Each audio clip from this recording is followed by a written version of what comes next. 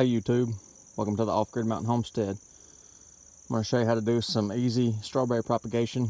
If you've got some strawberry plants that are overrunning their beds or their containers, I'm going to show you how to do it in this video, the easy way. I've already gotten 8 of them potted up in containers.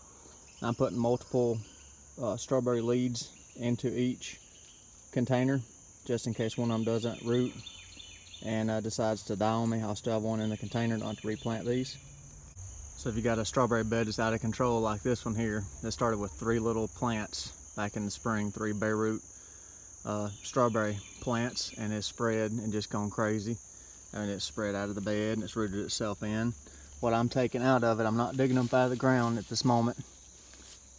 The ones that have already rooted in the ground, I'm taking the, I don't know if it's a scientific term or not, is the air clones, the rooted plants that are in the air but have developed roots on them. So I'm taking these off and planting them in the potting soil and letting them re-root so I can move them. Let me find a good one for the video here.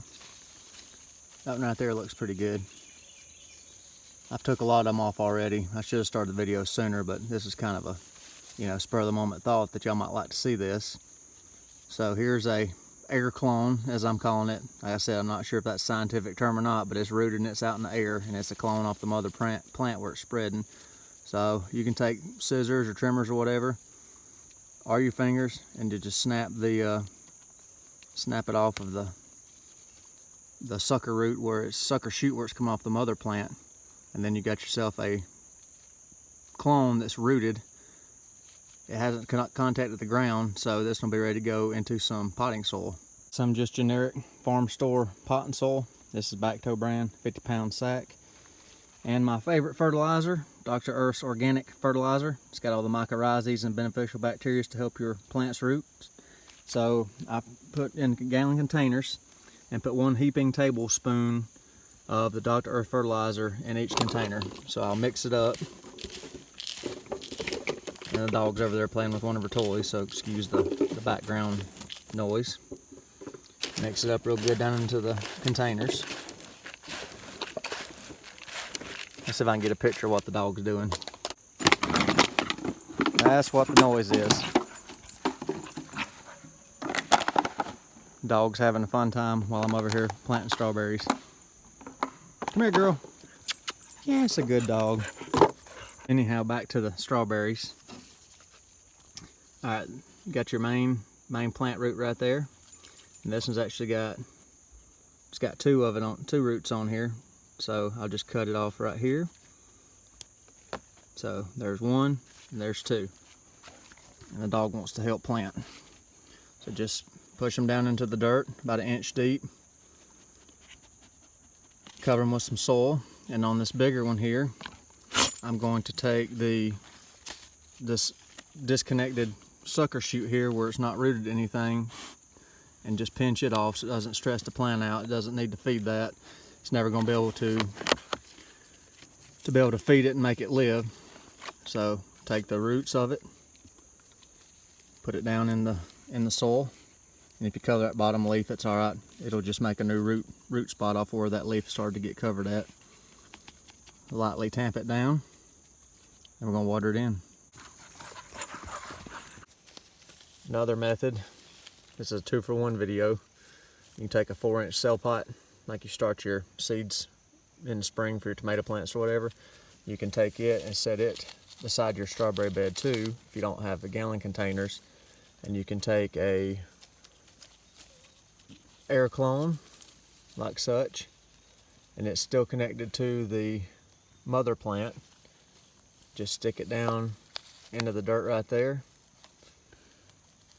So I can get a good shot of it here. You gotta have it kind of balanced, have a good flat spot for it to sit, and you can do it like that too. And then, you know, give it a few weeks, let it root, keep this watered too.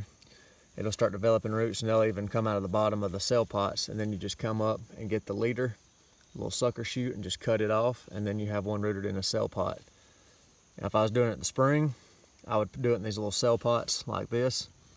But since it's fall time, you know, weather's going to be getting cooler, I like more dirt around the root mass and have the bigger 1-gallon containers, you know, to help insulate the roots and give it a little more thermal mass to it. But that's another method, you know, just as easy as, well, probably easier, be better for in the spring than using the gallon containers, but just another method. So 2 for 1 in this video. There's the one I just put together right there. Go ahead and use some rainwater here off the rain barrels. Water in real good till she runs off.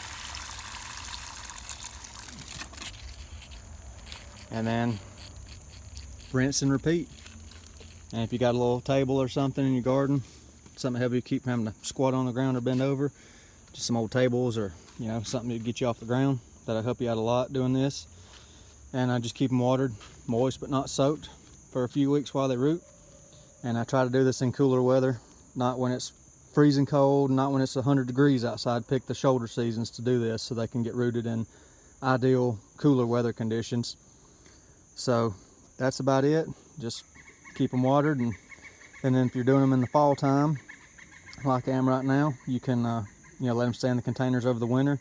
Then in the spring, if you want to make a new strawberry bed, or, you know, move them to a different part of your property, or gift them to friends and family, which is what these are going to be for. All these are going to be given away to you know, family and friends around the area. So just take care of them. They'll make it through the winter, and then you can have strawberries like these. And these are, you know, side note, these are daylight neutral strawberries. These produce strawberries all year unless it's below 40 degrees. Anytime it's above 40 degrees, between 40 and 100 degrees, these make strawberries. And most of these have fell off. I hadn't been eating on them, but I picked a few before the video, which I should have left them, but you can see they're making strawberries at, you know, toward the end part of September here. So this is the species I'm propagating out, is this same daylight neutral. So, you know, if you live in an area where your winter doesn't get too harsh, you know, you can have strawberries on into, you know, December. And then they'll start putting back out back in this area about March to April. They'll start putting strawberries back on again. So, and they'll just keep rooting themselves out and spreading. You know, they'll spread through the roots, spread through the seeds, and then they'll, like this right here, they've rooted themselves off the sucker shoots off the mother plant. So thank you for watching the Off Grid Mountain Homestead. Stay tuned, like, comment, subscribe.